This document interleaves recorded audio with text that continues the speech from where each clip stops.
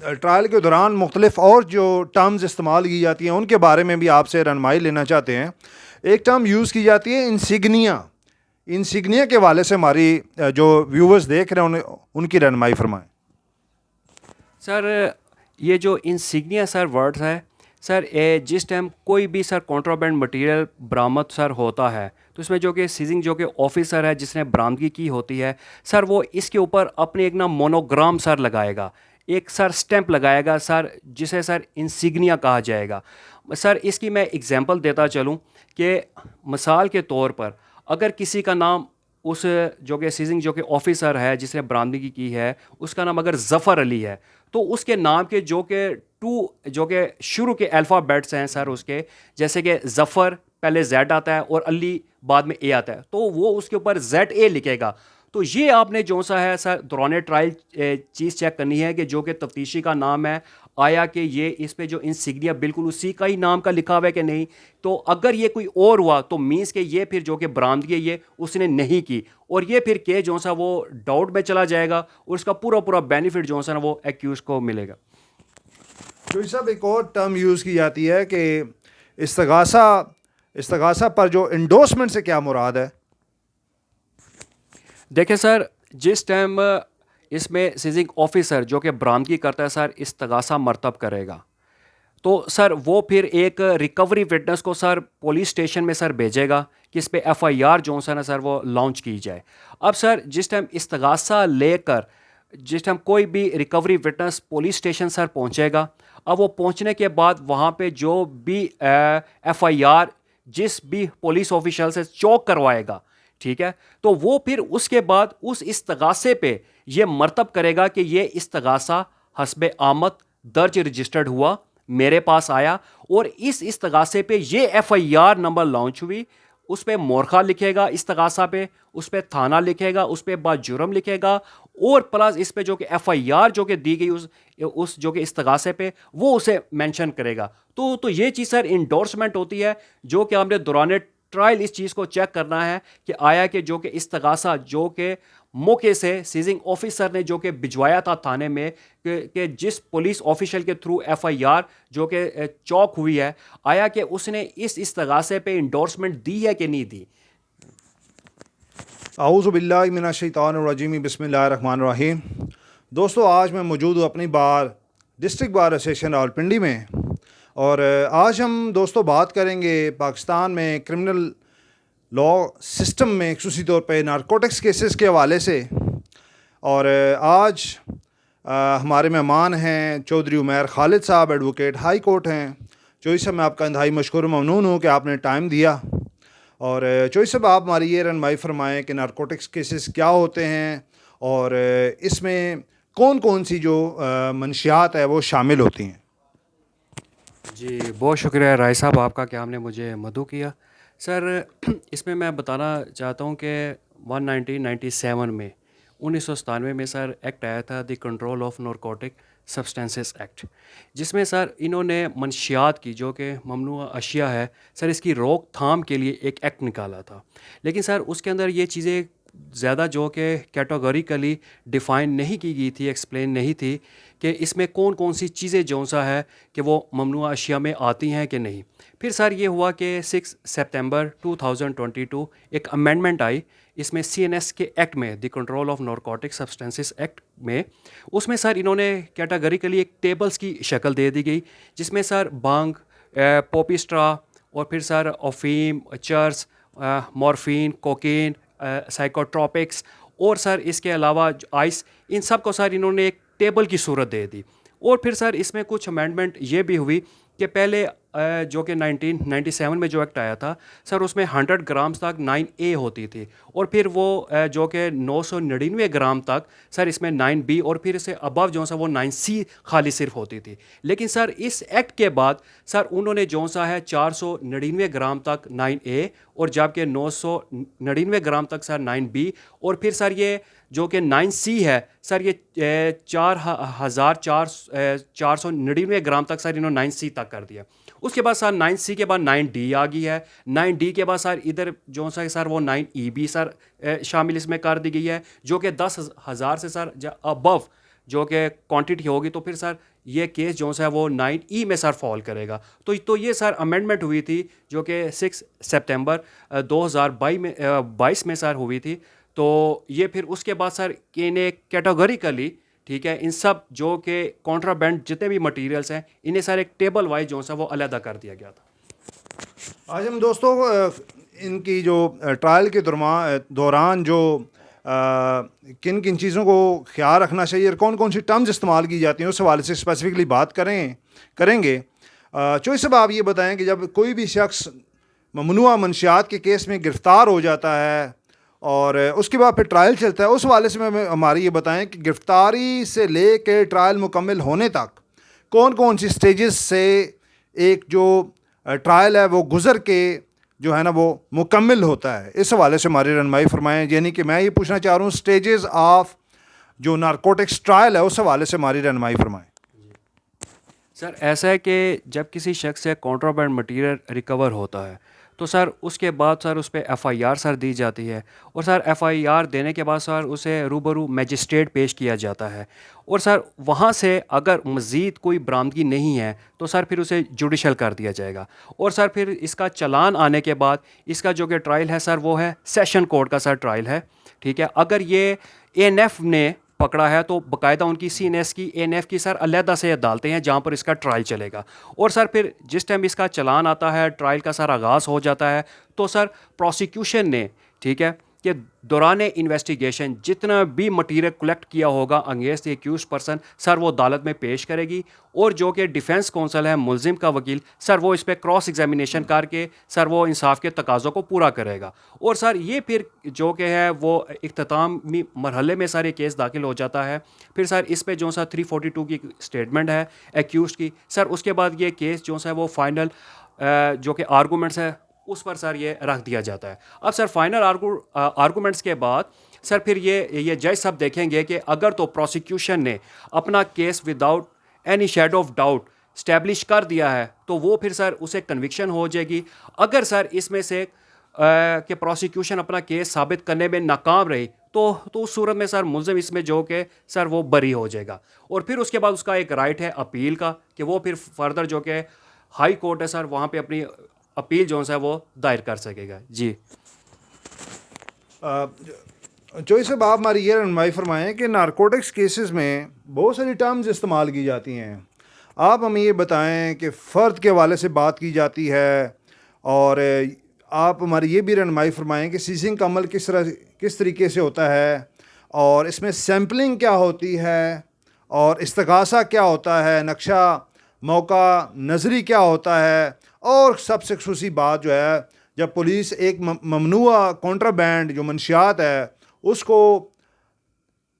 Confiscate कर लेती है, उसके बाद कितना सैंपल लेना होता है और उस सैंपल को कितने टाइम पीरियड के अंदर कानून में एक्सप्लेन किया गया है कि उन्होंने लेबॉर्ट्री भेजना होता है। इस हवाले से ये जो मुख्तलिफ टर्म्स यूज़ की जाती हैं नारकोटिक्स ट्रायल के अंदर, इस हवाले से हमारी रहनुमाई फरमाएँ फ़र्द, सीजिंग और सैम्पलिंग के हवाले से और इस्तगासा। सर ऐसे है कि सर इसमें गुजारिश ये है कि नारकोटिक्स के केस में जिस टाइम सर किसी भी शख्स से कॉन्ट्राबैंड मटेरियल सर रिकवर हो जाता है ममनुआ अशिया, फिर सर याद रखिएगा कि नारकोटिक्स के केस में सबसे पहले सर फ़र्द बनाई जाती है जो कि मुस्तगीस मुकदमा जिसने रिकवरी बरामदगी की होती है सर वो इसमें सबसे पहले इसमें फ़र्द बनाएगा। सर अब फ़र्द के जो कि लाज़मात हैं, ठीक है, और उन्हें पूरा करना ये एक जो कि डिफेंस काउंसिल होगा मुलजिम का सर वो इन चीज़ों को जो देखेगा कि आया कि फ़र्द जो सा वो बिल्कुल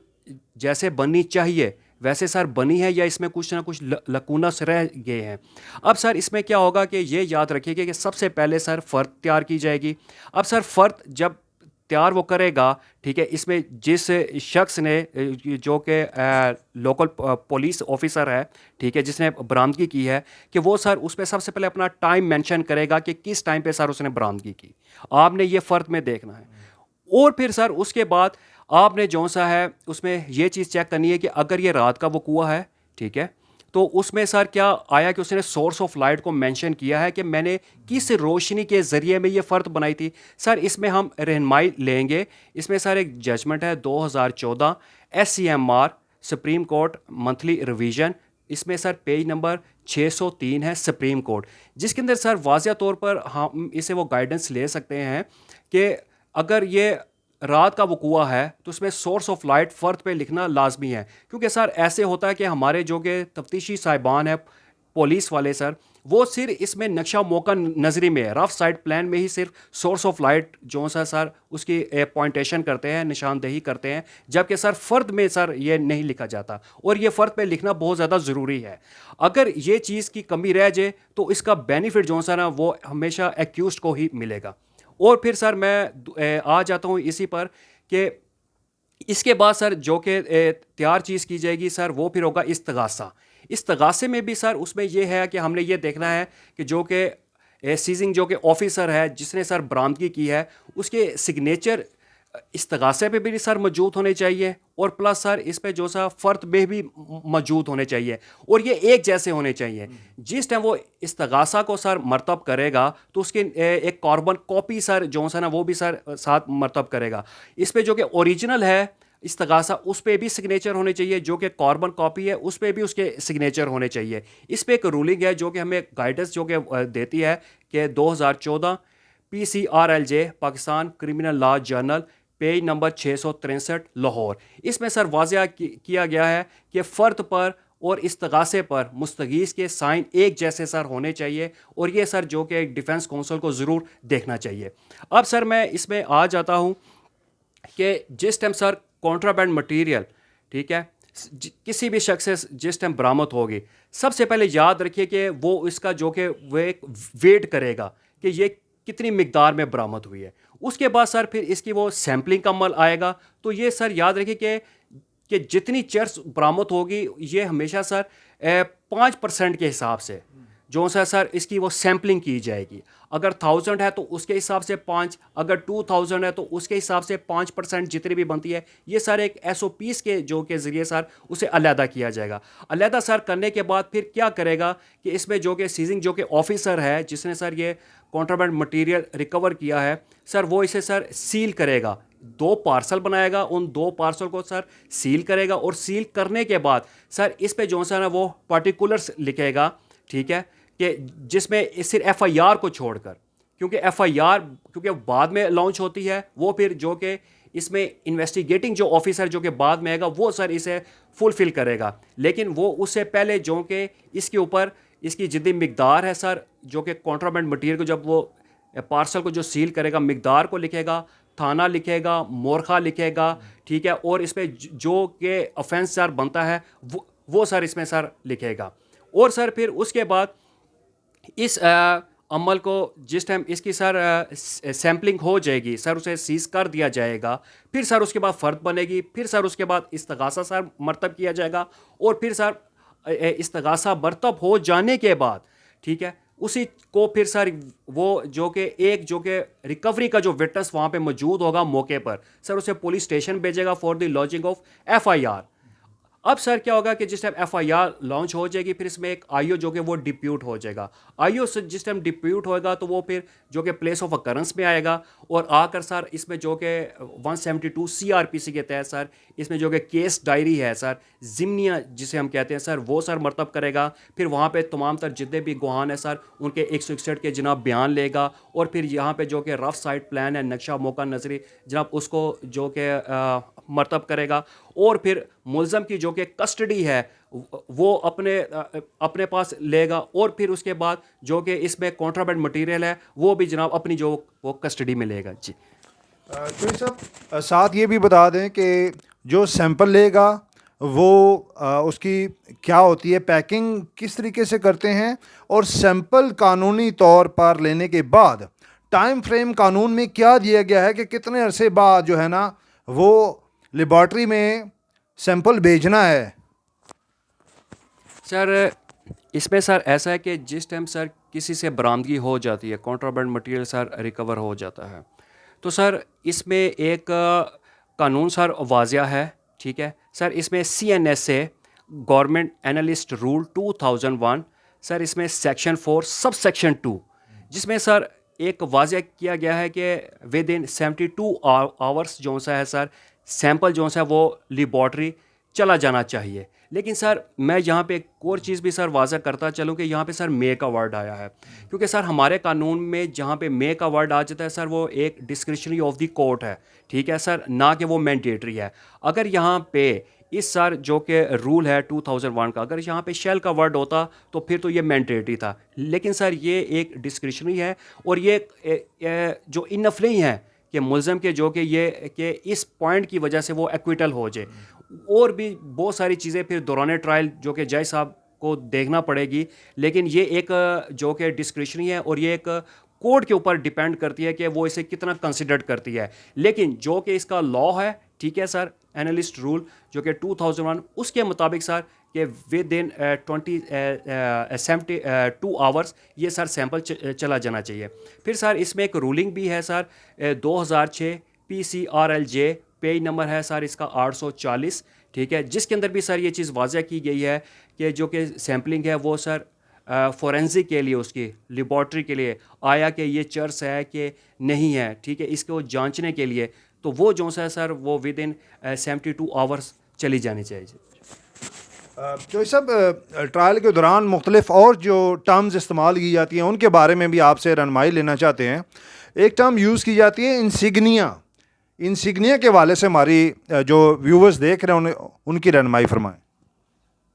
सर ये जो इंसिग्निया सर वर्ड्स है सर, जिस टाइम कोई भी सर कॉन्ट्राबैंड मटेरियल बरामद सर होता है, तो इसमें जो कि सीजिंग जो कि ऑफिसर है जिसने बरामदगी की होती है सर, वो इसके ऊपर अपने एक ना मोनोग्राम सर लगाएगा, एक सर स्टैंप लगाएगा सर, जिसे सर इंसिग्निया कहा जाएगा।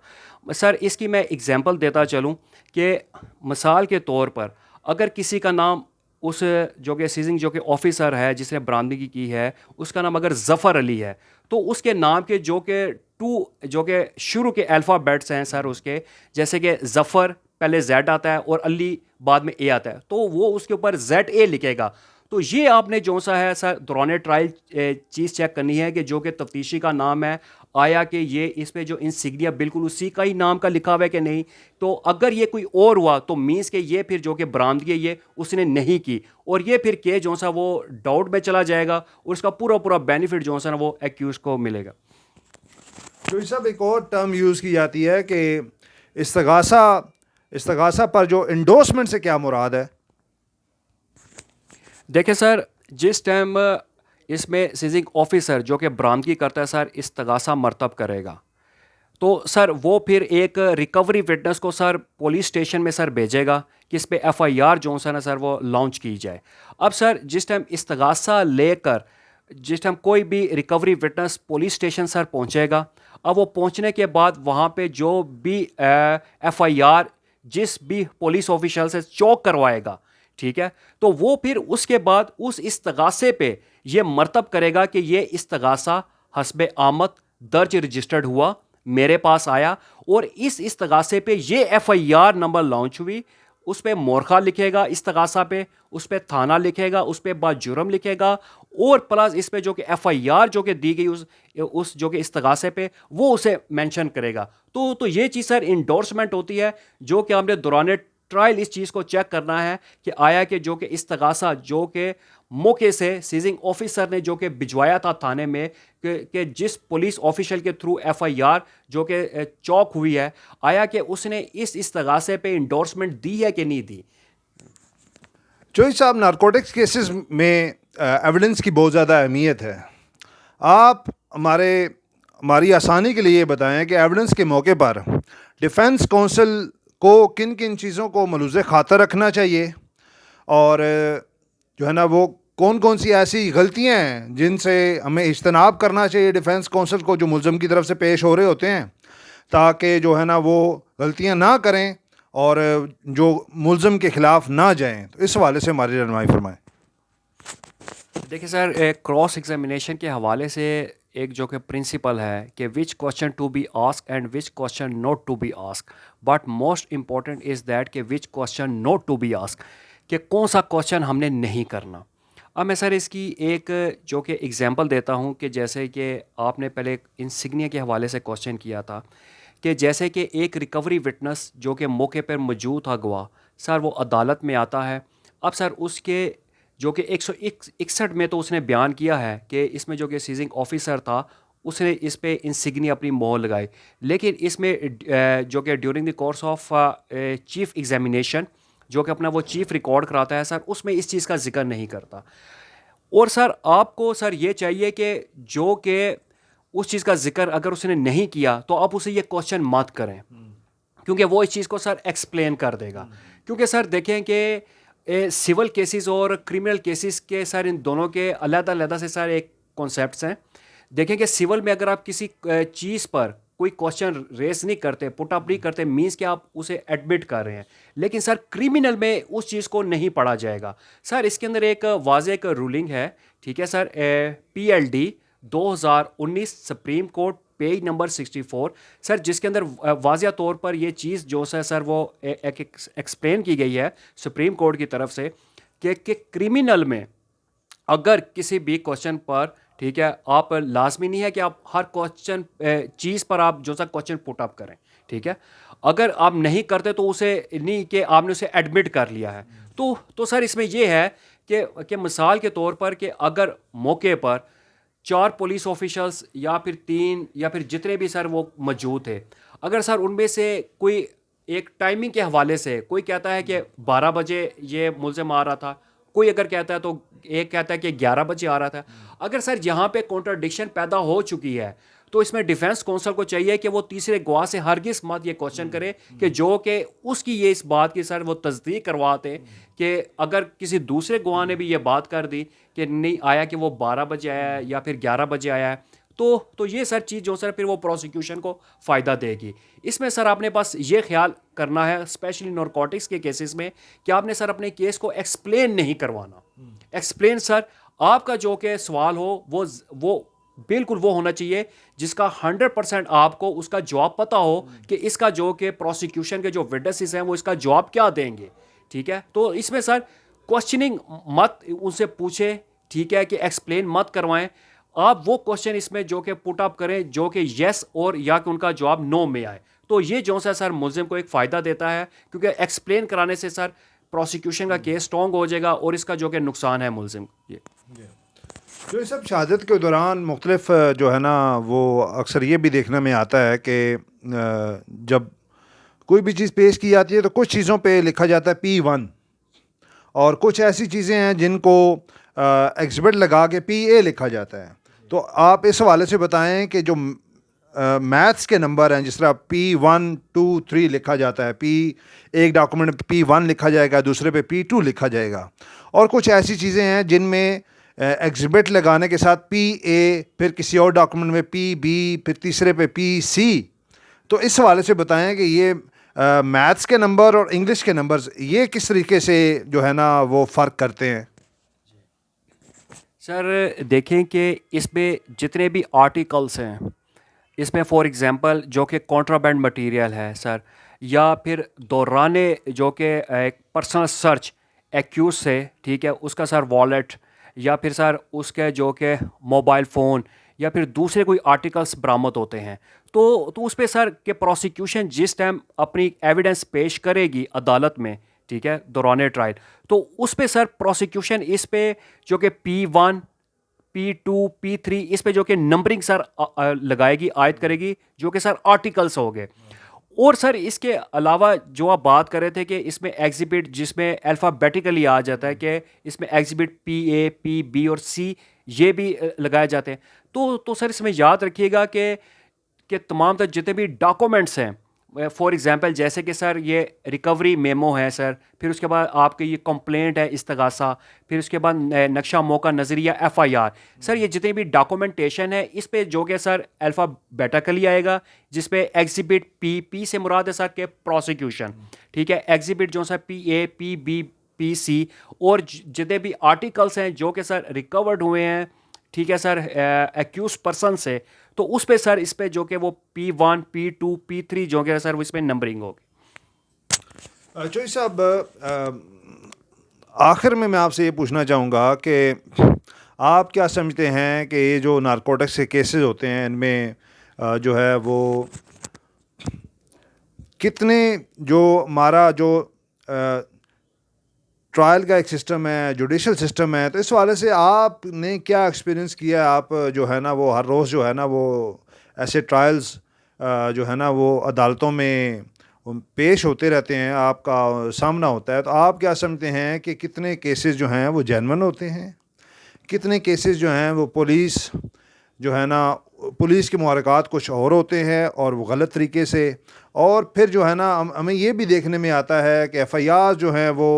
जो है उनकी जो स्टोरी होती है, उनका जो स्क्रिप्ट होता है वो सेम होता है मेजॉरिटी एफआईआर्स का। तो आप क्या समझते हैं कितनी एफआईआर जेन्युइन होती हैं, कितनी एफआईआर सियासी होती हैं? और फिर हमें ये भी देखने में आता है कि जो कन्विक्शन का जो रेशियो है वो बहुत कम होती है, यानी कि प्रोसिक्यूशन जो है वो साबित नहीं कर पाती। तो आप फिर एंड पे ये भी बताएं कि अगर पुलिस एक झूठा केस बनाती है तो क्या पुलिस के ख़िलाफ़ भी कोई ऐसा कानून है कि झूठा केस बनाने के बाद वो जो मुलज़म है वो अदालत से एक्विटल के बाद पुलिस वालों के ख़िलाफ़ भी कोई कानूनी कार्रवाई कर सकता है? देखिए सर, कि नारकोटिक्स में स्पेशली सर ये बात है कि इसमें अगर आप ये समझे कि 100 में से 60-70% जो कि सर केसेस हैं नारकोटिक्स के, सर ये जो कि पर्सनली जो कि मेलाफाइडी पुलिस की पर्सनल इनिमिटी है कि सर इसमें बहुत से सियासी पर्चे भी सर दिए जाते हैं। सर उसकी एक बहुत बड़ी सर वजह है उसमें सर ये है कि हमारे एक बदकिस्मती सर इसे मैं समझूंगा कि हमारे सिस्टम की, ठीक है, कि सर हमारे यहाँ पे जो कि एक नारकोटिक्स के केस में सर सिर्फ क्वांटिटी को सर देखा जाता है कि सर हमारी जो से ना कि केस के फैक्ट्स को सर देखा जाएगा, क्योंकि सर हमारी इन अदालतों में ये है कि सिर्फ जो कि दौरान बेल, ठीक है, अगर आप बेल स्टेज पर हैं, ठीक है, उसे आप अगर जो हायर कोर्ट में सर चले जाते हैं तो सर वहाँ पे सर सिर्फ 2 ही क्वेश्चन सर आपसे जो कि अदालत की तरफ से सर पुटअप किए जाते हैं कि इसकी क्वांटिटी कितनी है और क्या आया कि मुलजिम का क्या कोई प्रीवियस रिकॉर्ड, कोई साबका रिकॉर्ड है कि नहीं है। हालांकि सर केस के फैक्ट्स को नहीं देखा जाएगा। सर इसमें कोई शक नहीं, कोई दो राय नहीं कि हमारे सर इस मुल्क में स्पेशली सर नारकोटिक्स के हवाले से सर बहुत से ऐसे जो कि सर फेक केसेस सर लोगों पर दिए जा चुके हैं। सर उसका सर ये होता है कि जिस टाइम पुलिस ऑफिशियल सर कोई सियासी असर व रसूख अनड्यू इन्फ्लुएंसेस के सर तहत, ठीक है, अंडर कॉर्जन सर किसी को भी सर पकड़ कर उस पर सर झूठी बरामदगी डाल देती है तो सर इसमें तमाम तर जो कि प्रोसीडिंग्स सर जो कि है वो सर थाने में बैठ कर करती है। अब सर उसे क्या होगा कि इसे एक जो कि प्रोसिक्यूशन के केस में बहुत ज़्यादा लकूनस रह जाते हैं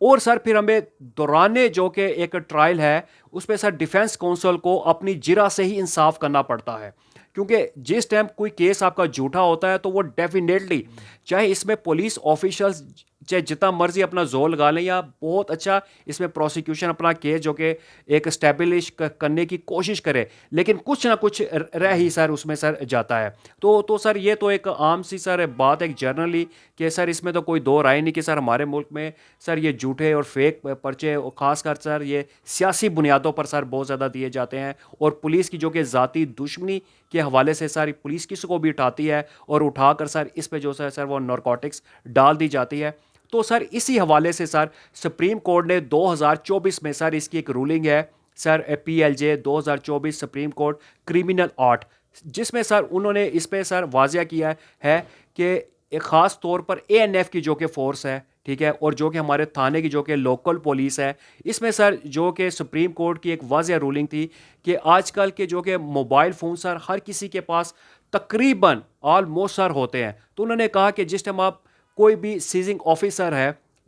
कोई भी जिस टाइम शख्स से कॉन्ट्राबैंड मटेरियल रिकवर होता है, ठीक है, तो उस टाइम उसके जिस टाइम रिकवरी और उसके बाद के भी आप वीडियो और इसमें जो कि वो पिक्चर ली जाए, ठीक है, ताकि इसमें सर ये है कि उसका एक वाज़ेह तौर पे सच्चाई को सामने लाया जाए। सर ये जजमेंट आ ही इसीलिए थी कि जिस टाइम इन्होंने देखा कि इसमें ANF वाले या फिर लोकल पुलिस सर झूठे मुकदमा देते हैं, तो तभी सर ये जजमेंट आई कि इस पे जो सा है कि जिस टाइम पुलिस ऑफिसर कोई बरामदगी करेगा, ठीक है, जिस टाइम सर उसकी पर्सनल सर्च करेगा तब भी सर वो वीडियो पिक्चर लेगा, और फिर उसके बाद जिस टाइम इसे जो कि उसे कॉन्ट्राबैंड मटेरियल जो कि रिकवर हुआ है, ठीक है, उसे जिस टाइम सीज करेगा और उस वक्त की भी सर इसकी वीडियो पिक्चर्स लेगा, ताकि सर ये कि जो कि सच्चाई है सर वो सामने